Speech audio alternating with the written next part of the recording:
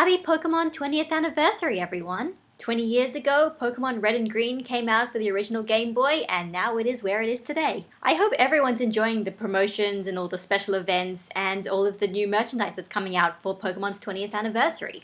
I know I am. Isn't that right, Wallet? And to celebrate Pokemon's 20th anniversary, Pokemon recently announced the new generation, Pokemon Sun and Moon, coming out the end of this year for Nintendo 3DS. And, I've kind of got mixed opinions about it. On the one hand, it is a new Pokemon generation, and that is always exciting. Seeing the new Pokemon, seeing the new regions, seeing all the new gameplay features they add. I love these new generations of Pokemon. But on the other hand, I'm kind of conflicted about how Pokemon seems to be doing a kind of 3-year generation cycle as opposed to sort of 4 and 5 years.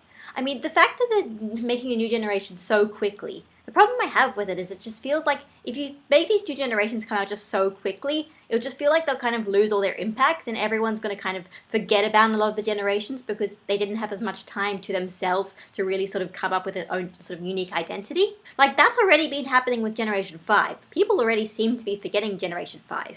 And I really enjoy Generation 5, so I don't want it to be forgettable. And then there's also the fact that because Generation 7 is already happening, that means that Pokemon X and Y are going to be the only main series Pokemon games that do not receive a third version. Once again, I'm kind of conflicted about this. On the one hand, this is great news because it feels like Game Freak isn't just lazily reusing assets to pump out new games to just try and sell more money and make it a bigger cash cow than it already is. We're not necessarily going to be buying a game that we already bought a few years ago with just minor improvements. I mean, yes, you could say that about all Pokemon games, but I stay away from that criticism. But on the other hand, rest in peace, Pokemon Z.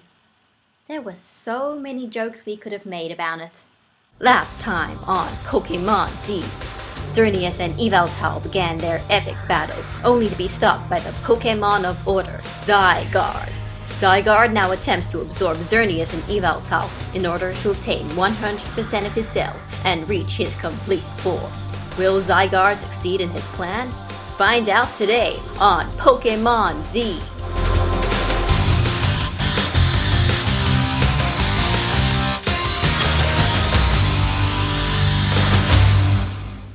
I am so sorry. Actually, I'm not sorry at all.